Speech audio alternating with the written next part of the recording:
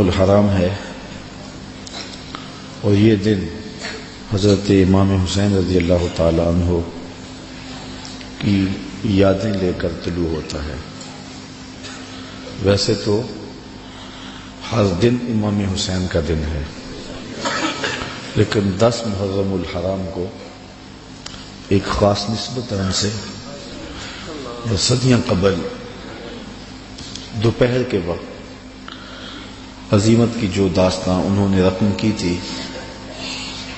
آج اہل ایمان کائنات کے گوشے گوشے میں ان کو خراج پیش کر رہے ہیں۔ اتنے آنسو کسی کے لیے نہیں بہے جتنے امام حسین کے لیے بہے، اور اتنی آہیں اور سسکیاں کسی کی محبت میں نہیں ہوئی جتنی حضرت امام حسین رضی اللہ تعالی عنہ کے لیے ہوئی۔ صدیاں اداس ہیں حضرت امام حسین کے لیے۔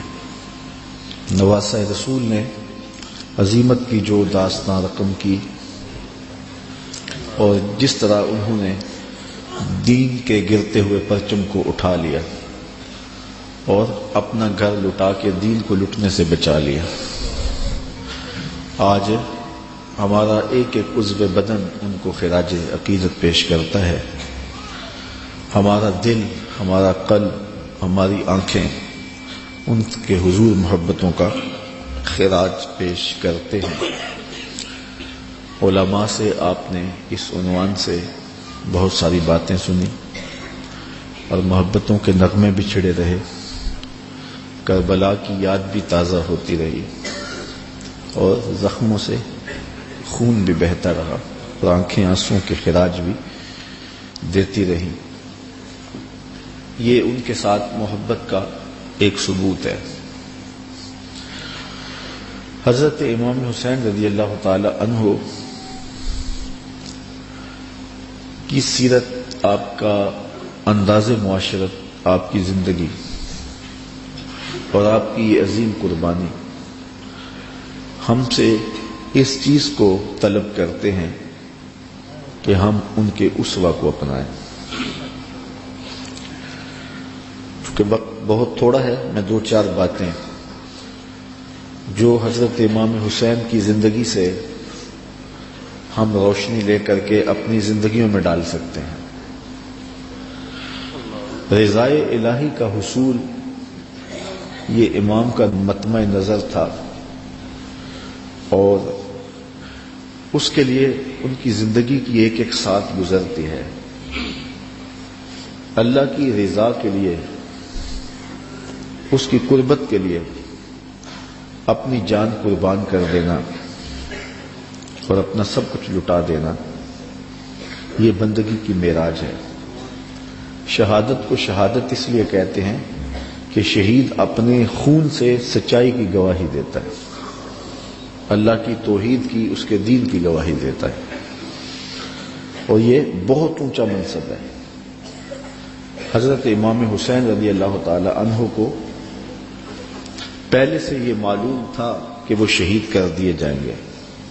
آپ کے پورے خاندان کو اس بات کا علم تھا، حضور کی زبان سے یہ بات خاندان میں پہنچی تھی، لیکن کسی ایک نے بھی آ کے حضور سے نہیں کہا کہ حضور دعا کر دیں یہ مصیبت ٹل جائے اور کربلا میں جو مشکلات آنے والی ہیں، جن کی خبر دی جا رہی ہے، وہ مشکلات ان پر نہ آئیں۔ آپ تاریخ پڑھ لیں، یہ نہ حضرت سیدہ فاطمہ نے کہا ہے، نہ مولا کائنات نے آ کے عرض کی ہے، نہ خود امام حسین رضی اللہ تعالی عنہ نے حضور کی بارگاہ میں کہا ہے، نہ حضور نے کہا ہے کہ مالک حسین سے شہادت ٹال دے، بلکہ حضور کے ہاتھ اٹھتے ہیں تو دعا یہ نکلتی ہے، اللہم آت الحسین صبرا و اجرا، اے اللہ میرے بیٹے حسین کو صبر بھی بخش دے، اجر بھی بخش دے۔ تو حضور نے کیوں کہنا تھا کہ میرے بیٹے کو شہادت نہ ملے؟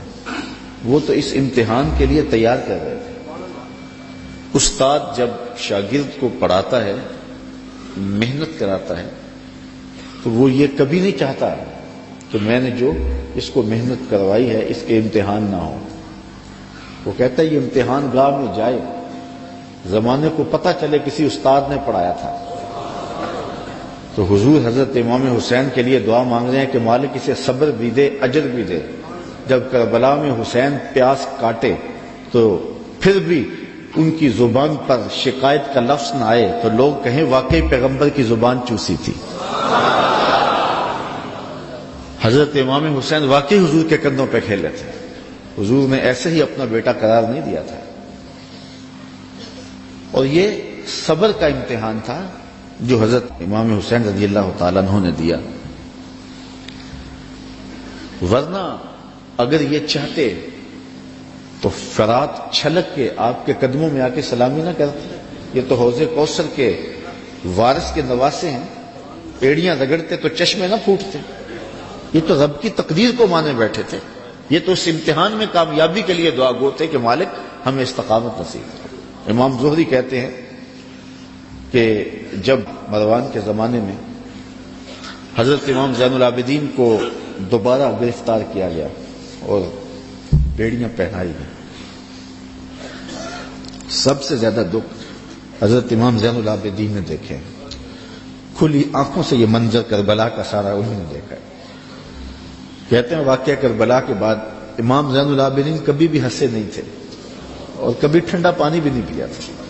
شاید پانی پینے لگتے ہوں گے تو سکینہ کی پیاس یاد آتی ہوگی۔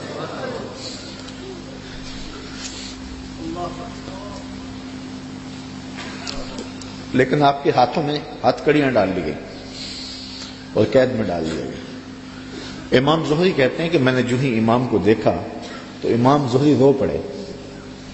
امام زین العابدین نے کہا زہری رو کیوں رہے ہو؟ میں نے کہا حضرت آپ کے ان ہاتھوں میں ہاتھ کڑیاں ہیں، پیغمبر زادے ہو، دنیا کو دین دیا ہے، اور آج آپ کے ہاتھ میں ہاتھ کڑیاں ہیں۔ بے مروت بے وفا تیرا بھی کیا افسانہ ہے، جس نے اپنی ہی شمع کو گل کیا تو وہ پروانہ ہے۔ تو کہا یہ لوگ کتنے ظالم ہیں جنہوں نے آپ کے ہاتھوں میں ہتھ کڑیاں ڈالی۔ اور امام زہری کا دل پھٹتا جا رہا ہے۔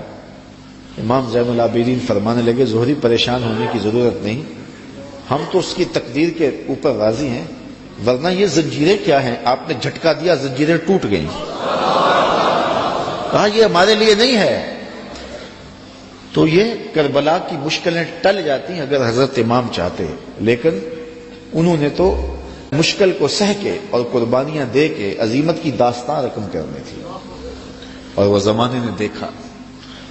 تو حضرت امام حسین رضی اللہ تعالی عنہ کی سیرت سے یہ چیز سیکھی جا سکتی ہے کہ ہم اپنے آپ کو قربانی کے لیے تیار کریں اور اپنے فکر کی، اپنی سوچ کی پرورش اس طرح کریں کہ کبھی مشکل وقت میں کھڑا ہونے کا مرحلہ آ پہنچے تو پھر ہمارے قدم ڈگمگائے نہ، پھر ہمارے پاؤں میں لرزش نہ آ جائے، ہمارے زوردار نعرے اور ہمارے پرجوش خطاب، ہماری خطابت کے تن تنے اور ہمارے فلسفے وہاں دم نہ توڑ جائیں جہاں کھڑے ہونے کا وقت تھا۔ یہ ناداں سجدے میں گر گئے جب وقت قیام آیا۔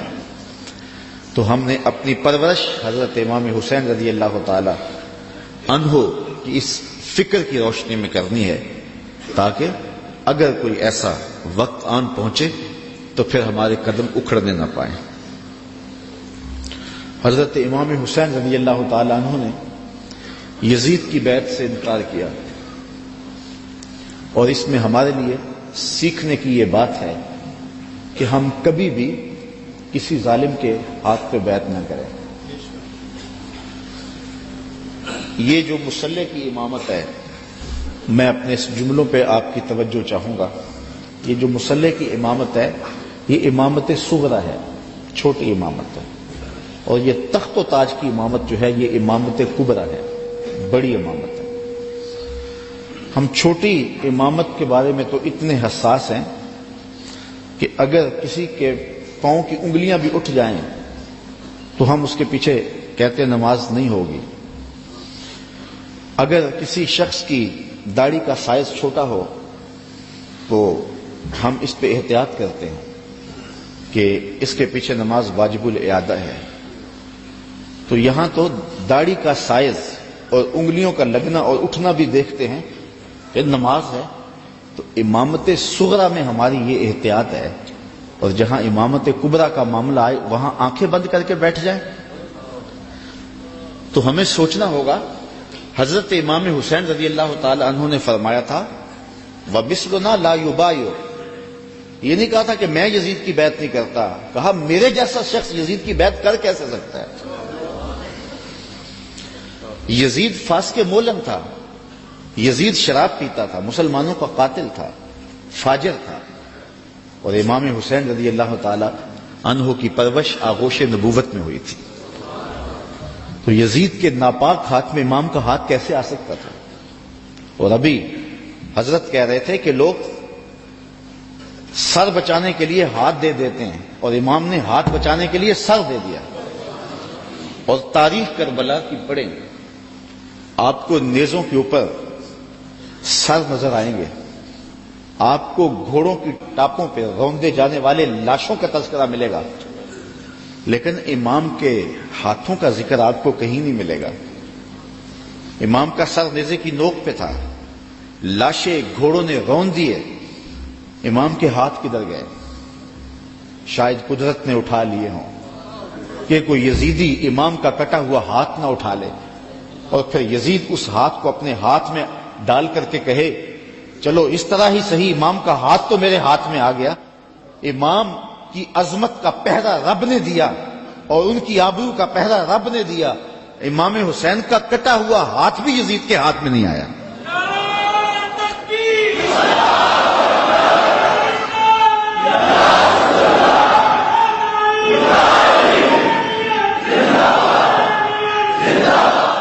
اور اس ہاتھ کو بچانے کے لیے مدینہ چھوڑا.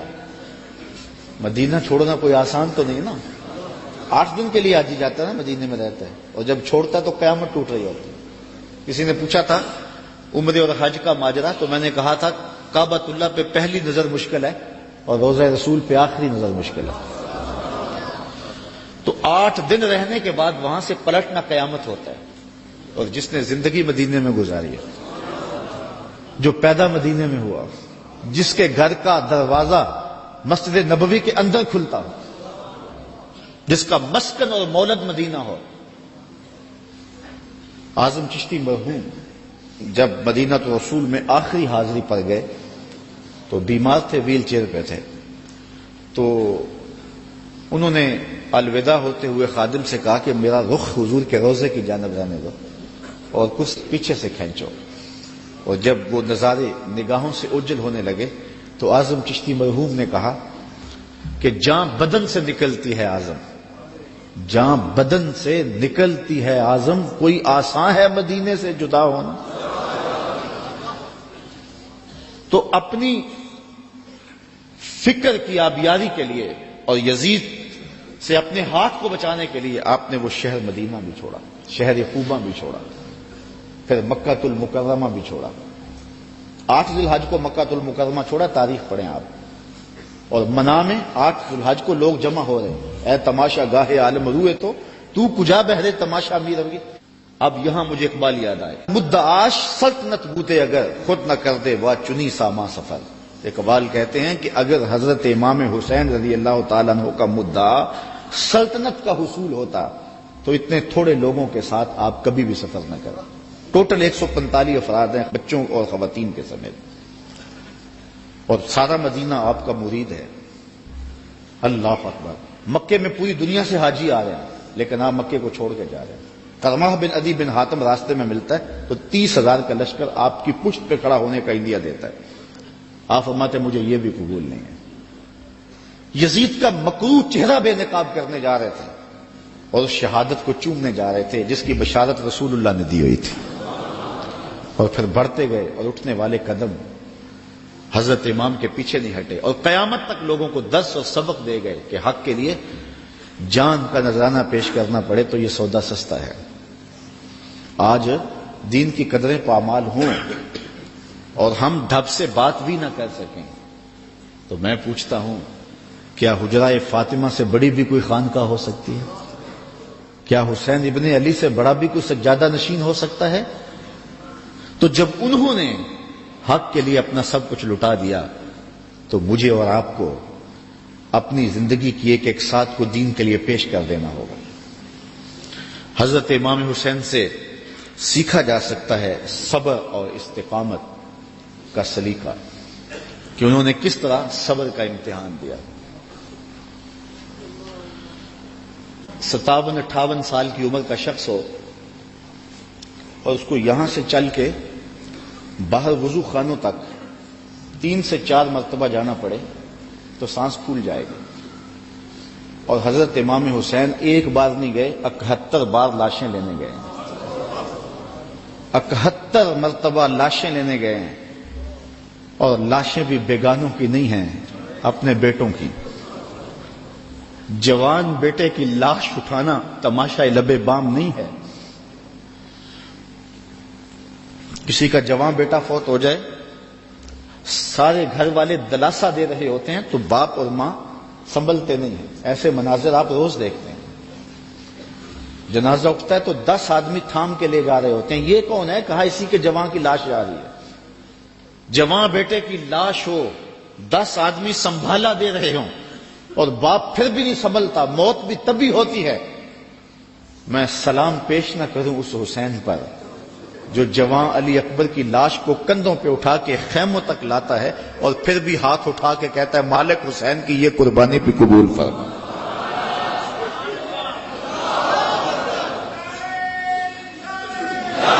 اتنے دکھ تو کو ہمالیہ پہ آتے تو اس کا پتا بھی پانی ہو جاتا، وہ بھی برداشت نہ کر پاتا۔ ابن راشد یہ کربلا کے واقعات کا چشمدید گواہ اور راوی ہے۔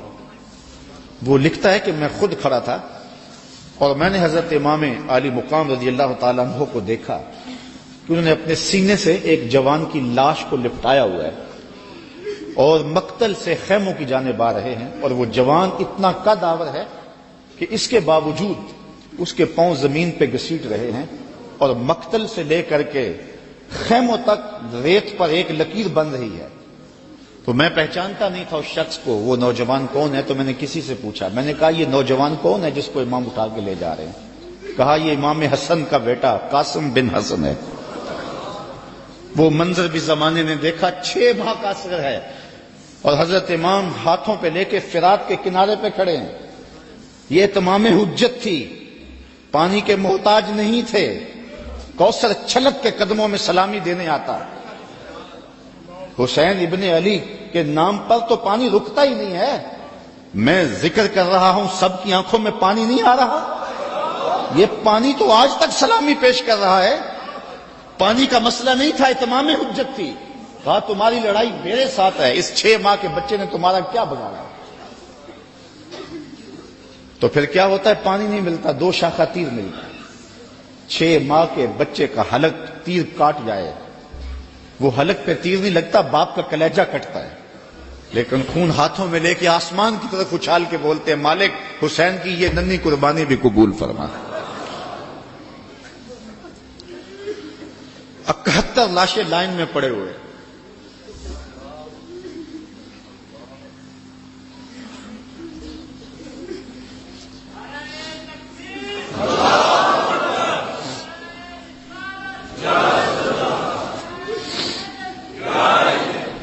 یزیدیوں کی صفاقی، ان کا ظلم اور بربریت ان کے تیور نظر آ رہے ہیں، اور خیمے کے اندر پردہ سادات بیٹھی، رسول اللہ کی شہزادیاں بیٹھی ہیں۔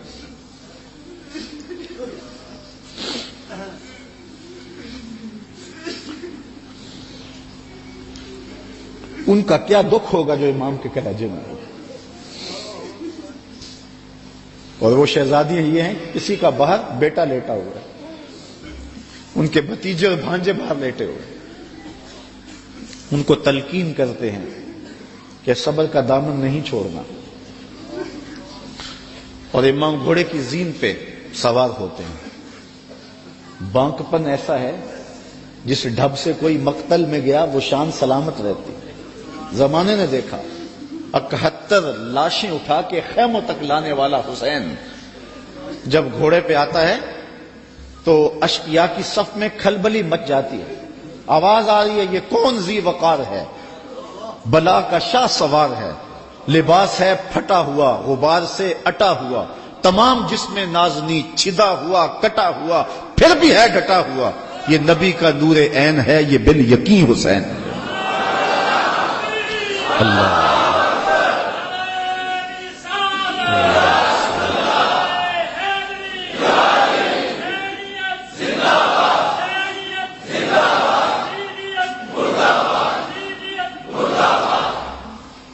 حضرت امام حسین نے صبر کی جو انوکھی داستان رقم کی ہے، کائنات میں اس کی کوئی مثال نہیں ملے گی آپ کو۔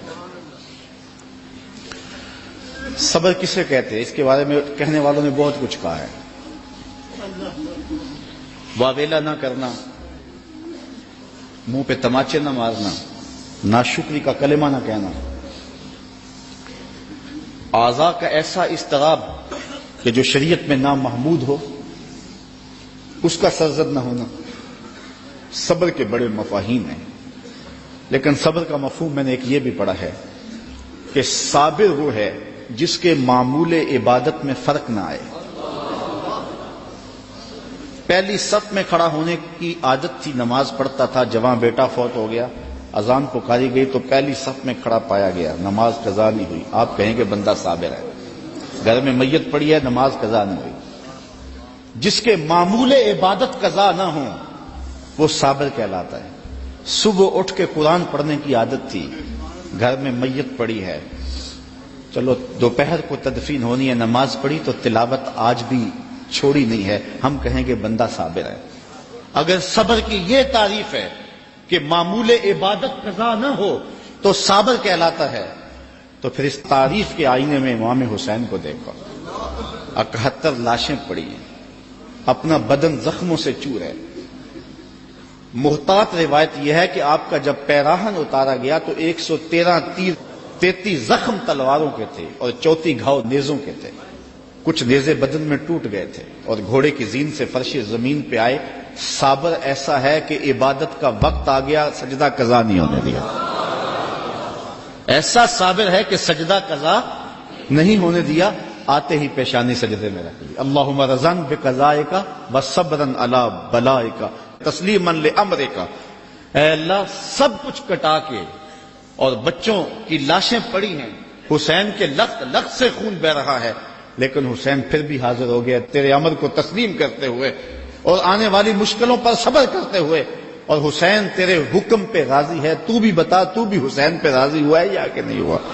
آواز آ رہی ہے، اس نواسے پر محمد مصطفیٰ کو ناز ہے، اس پیاسے پر علی شیر خدا کو ناز ہے، اوروں نے بھی سجدے کیے پر اس کا عجب انداز ہے، اس نے وہ سجدہ کیا جس پر خدا کو ناز ہے۔ عابد ایسا کہ معمول عبادت قضا نہیں ہوا، سجدہ قضا نہیں ہوا۔ اب آپ جانتے ہیں کہ امام حسین کا سر جو تھا سجدے میں جھکا ہوا تھا کہ دستے قاتل نے سر انور کاٹ لیا، اور پھر سر انور کو کاٹ کے نیزے کی نوک پہ چڑھا دیا۔ یزیدیوں نے اس لیے کیا کہ اپنے لشکر کو تسلی دیں کہ ہم کامیاب کامران ہوئے ہیں، دیکھو سر حسین کٹ کے نیزے کی نوک پہ چڑھ گیا۔ تو جب انہوں نے نیزے کی نوک پہ سر حسین چڑھایا تو لشکر یزید سے آواز آئی، یہ کیسا سر ہے جو کٹ کے بھی سر بلند ہے؟ اس کی سر بلندی اب بھی نہیں گئی، اب بھی یہ اونچا ہے۔ اور جب سر انور نیزے کی نوک پہ چڑھایا گیا تو اس انداز سے چڑھایا گیا کہ کٹی ہوئی گردن کا رخ آسمان کی طرف اور سر انور کا رخ زمین کی طرف۔ تو کسی شاعر نے تخیل باندھا، بآں کے سر نیزے پہ اور سوئے زمین ہے روح، یعنی سجدہ ثانی کی ہے آرزو۔ رکعت میں 2 سجدے ہوتے ہیں، ابھی ایک ہوا تھا کہ سر کاٹ لیا گیا، حسین کی پیشانی میں دوسرے سجدے کی آرزو مچل رہی ہے۔ صابر ایسا کہ معمول عبادت قضا نہیں ہوا، اور پھر تلاوت بھی قضا نہیں ہونے دی۔ حسین کا سر نیزے کی نوک پہ ہے، لبوں پہ قرآن جاری ہے، کیونکہ حسین کو لوریا ہی قرآن کی ملی تھی۔ تو حسین ابن علی رضی اللہ تعالی عنہ سے صبر سیکھا جاتا ہے، استقامت سیکھی جا سکتی ہے، اور اپنی زندگی میں اس کا چراغاں کیا جا سکتا ہے۔ بہت ساری چیزیں سیکھنے کی ہیں اس خاندان سے، رواداری اور خودداری بھی سیکھی جا سکتی ہے۔ جب یہ لشکر حضرت امام حسین رضی اللہ تعالیٰ عنہ کو شہید کر دیتا ہے اور آپ کے لاشوں کے اوپر گھوڑے دوڑائے جاتے ہیں، اور ہوائیں مٹی ان کے اوپر اڑا دیتی ہیں، اور پھر وہاں سے شہیدوں کے سر نیزوں پہ چڑھا کے کوفہ اور کوفہ سے دمشق لے جایا جاتا ہے۔ تو یزید پوچھتا ہے اپنے خاص لوگوں سے کہ اس راستے کے اندر تم نے ان کی کیفیت کیا دیکھی؟ یزید بدبخت کے دل میں یہ تھا کہ میں اب بھی فاتح بن جاؤں، امام زین العابدین ڈر کے گھبرا کے مشکلات سے میری بیعت کر لیں، کیونکہ اگر امام زین العابدین بیعت کر لیتے تو کربلا کی ساری داستان زیرو ہو جاتی، اور وہ یہ کرنا چاہ رہا تھا، لیکن زین العابدین کی رگوں میں بھی تو خون حسین تھا،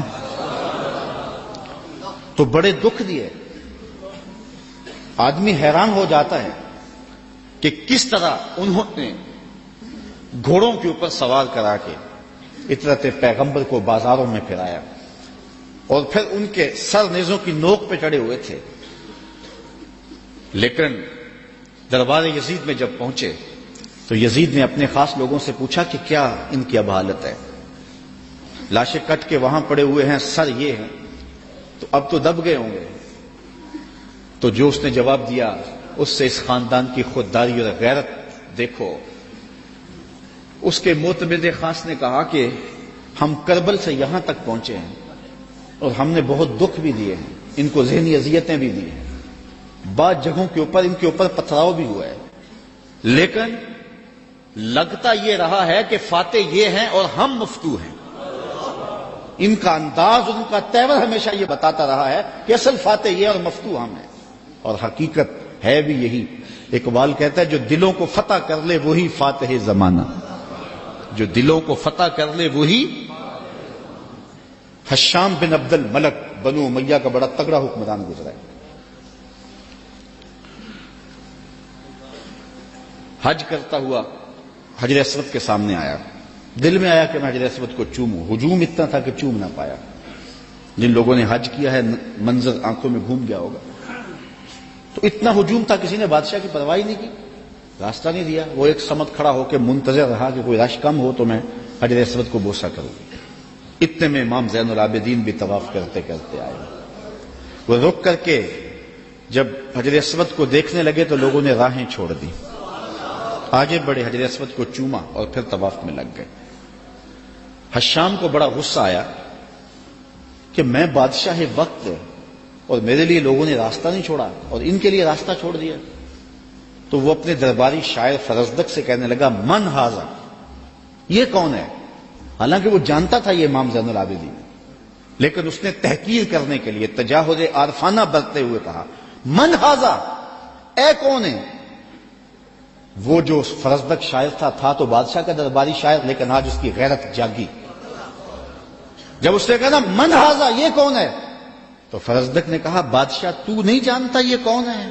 اس کو تو بتہا کہ سنگ ریزے بھی جانتے ہیں یہ کون ہے، اس کو تو فرش والے بھی جانتے ہیں اور افلاک والے بھی جانتے ہیں کون ہے۔ کہا یہ تو فاطمہ کا بیٹا ہے، یہ علی کا شہزادہ ہے، رسول اللہ کا نواسہ۔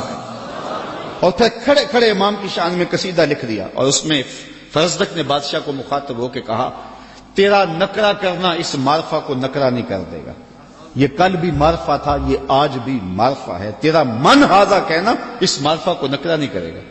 بادشاہ کو اتنا غصہ آیا کہ اس نے فرزدق کو ایک بند کنویں میں ڈلوا دیا، قید کروا دیا۔ امام کو پتہ چلا تو انہوں نے اشرفیوں کی ایک تھیلی بطور جو ہے وہ محبت فرزدق کے پاس بھیجی، اس نے چوم کی آنکھوں سے لگائی اور خادم کے ہاتھ میں واپس کرتے ہوئے کہا کہ امام سے کہنا، میرا سلام دینا، کہنا ان ٹگوں کے لیے بادشاہوں کی نوکری کی ہے ساری زندگی، اور یہ جو میں نے قصیدہ لکھا ہے پیسوں کے لیے نہیں کیا، اشرفیوں کے لیے نہیں لکھا، آپ کے نانے کی شفاعت کے لیے لکھا ہے۔ جو دلوں کو فتح کر لے وہی فاتح زمانہ۔ آپ پورا شہر ڈھونڈ لیں، آپ کو شمر نام کا شخص نہیں ملے گا، آپ کو خولی نام کا شخص نہیں ملے گا، آپ کو ابن زیاد نام کا شخص نہیں ملے گا، آپ کو یزید نام کا شخص نہیں ملے گا۔ اور اگر آپ ڈھونڈنے نکلے، دور کیا جانا اسی محفل سے ڈھونڈ لے، ہزاروں علی کے نام کے ہوں گے، ہزاروں حسین کے نام کے ہوں گے، شبیہ کے نام کے ہوں گے، اور کتنی تجھے محبتیں ہیں فراز چاہیے، ماؤں نے تیرے نام پہ بچوں کے نام رکھ دیے۔ جو دلوں کو فتح کر لے وہی فاتح زمانہ۔ تو حضرت امام حسین رضی اللہ تعالی عنہ کے خانوادے کا جو ترہ ہے اور خودداری کا جو انداز ہے وہ دیکھنے کو ملا، اور کربلا سے لے کر کے مدینے تک یہ منظر ہر جگہ پہ دکھائی دیا۔ حضرت امام حسین کو کربلا میں دیکھیں یا ان کے خاندان کو کوفے کے بازاروں میں دیکھیں یا دمشق کے بازاروں میں یا دربار یزید میں دیکھیں، آپ دیکھیں گے کہ باوجود کہ یہ مظلوم ہیں، باوجود کہ ظلم و جبر کی انتہا کر دی گئی، لیکن انہوں نے اس کے جواب کے اندر کوئی شخصی وار نہیں کیا ہے۔ سارے کربلا کے واقعات کو پڑھتے جائیں، بلکہ اس واقعے کو سمجھنے کے لیے صرف ایک واقعہ، اللہ نے مختار سقفی سے یہ کام لیا کہ اس نے قاتلان حسین کو چن چن کے مارا۔ مالک اشتر کی قیادت میں فرات کے کنارے ابن زیاد کے لشکر سے لڑائی تھی، اللہ نے مالک اشتر کو فتح دی اور یزیدی بھاگ کھڑے ہوئے، کچھ قتل کر دیے گئے، کچھ بھاگ گئے، کچھ پکڑ لیے گئے۔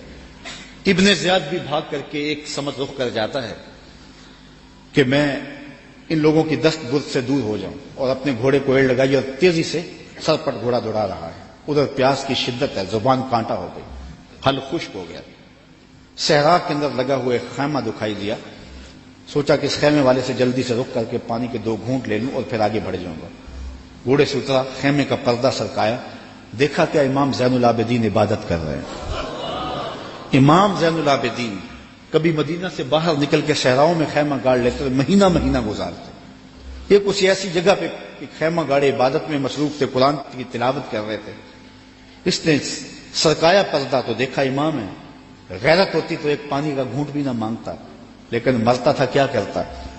اس نے کہا حضرت مجھے پانی دیجیے۔ امام نے نظر اٹھا کے دیکھا، پھر دونوں ہاتھوں سے پیالہ بھرا اور ابن زیاد کو دیا۔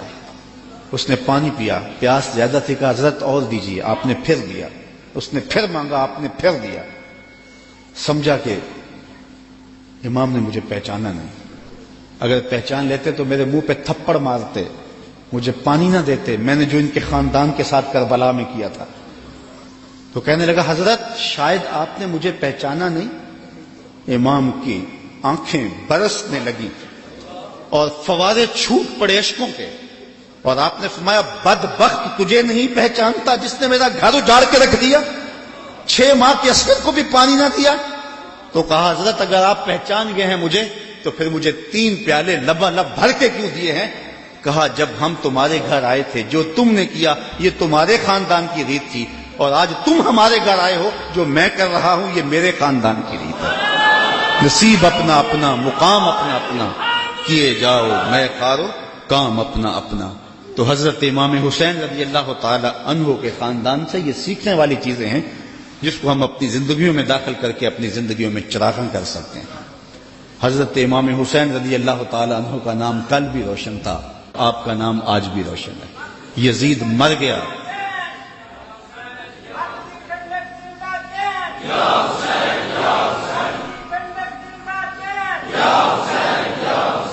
سارا دن بھی ہم نعرے لگاتے رہیں، یہ ایسا نام ہے کہ ہر لمحہ اندر ٹھنڈ اترتی رہتی ہے۔ میں کہتا ہوں آج کوئی ہے جو یزید کا نام لیتا؟ یزیدی ہیں، گلی گلی یزید آج بھی موجود ہے، مختلف روپوں کے اندر یزید ہے، لیکن یزید کو اس قدر امام نے بے نقاب کر دیا کہ آج یزیدی بھی یزید کا نام نہیں لے سکتے۔ اگر کوئی یزید کا نام لیتا بھی ہے تو سر جھکا کے لیتا ہے، دائیں بائیں دیکھ کے لیتا ہے، نام لینے سے پہلے شرمندہ، نام لیتے ہوئے شرمندہ، نام لینے کے بعد شرمندہ۔ میں کہتا ہوں کیسا ہے تمہارا لیڈر جس کا نام لیتے تمہیں شرم آتی ہے، اور ہمارے لبوں پہ جب نام حسین آتا ہے سر فخر سے بلند ہو جاتا ہے۔ فخر کا دل میں دریچہ باز کرنا چاہیے، فخر کا دل میں دریچہ باز کرنا چاہیے، جن کا تو آقا ہے ان کو ناز کرنا چاہیے۔ اے حسین ابن علی تم پر سلام، نازش آل نبی تم پر سلام، تم پہ لاکھوں رحمتیں لاکھوں سلام، اے شہیدان محبت کے امام۔ لالا گوں لالا بدن لالا کفن، اے چمن اندر چمن، زندگی ہی زندگی تیری حیات، اے حیات اندر حیات، افتخار ملت بیضا ہے تو، رب کعبہ کی قسم یکتا ہے تو۔ فخر کا دل میں دریچہ باز کرنا چاہیے، جن کا تو آقا ہے ان کو ناز۔ یہ اجتماع ناز کرنے کے لیے، ہم آ حسین والے نہیں ہیں، ہم واہ حسین والے ہیں۔ اتنے زخم تو کو ہمالیہ کے کلیجے پہ لگے تو اس کا بھی پتا پانی ہو جائے، لیکن حسین پھر بھی حق کا علم لیے کھڑا ہے، پھر بھی عظیمت کی داستان رقم کر رہا ہے۔ یہ حسین ابن علی ہے، آج ان کی روح کو خراج پیش کر رہے ہیں، محبتوں کے آنسو بھی بہے، ان کے نام کے نعرے بھی لگائے، ان کے فکر، ان کے مشن کو بھی سنا، ان کے مناقب بھی روحوں میں اترے، اس عظیم کام کو خراج بھی پیش کیا گیا۔ آؤ آج کے اس اجتماع میں عزم کر کے اٹھیں کہ ہم نقوش امام کو خضر راہ بنائیں گے۔ میں کہتا ہوں حضرت امام حسین نے تو لاشوں کے درمیان بھی نماز نہیں چھوڑی۔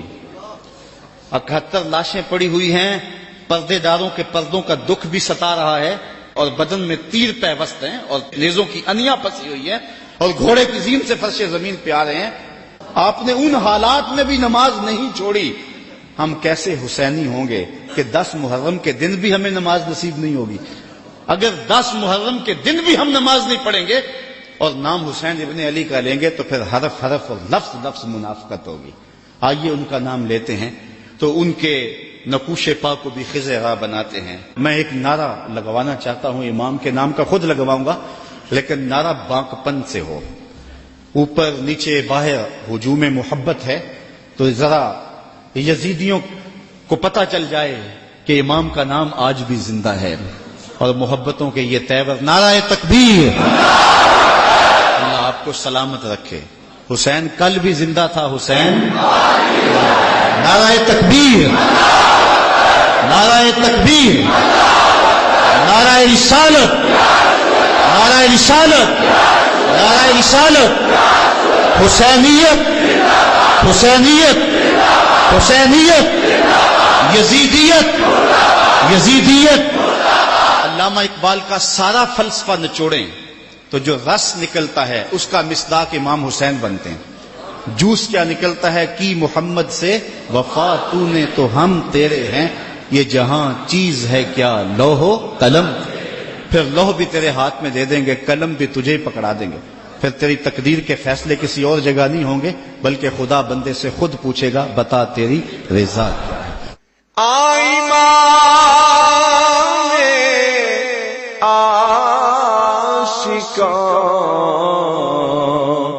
حرے بطول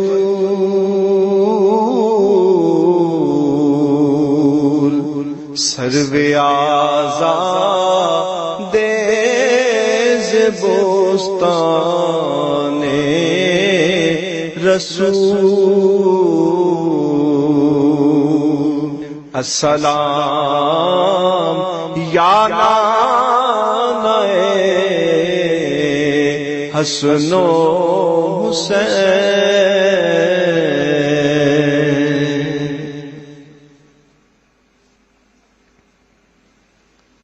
بسم اللہ الرحمن الرحیم۔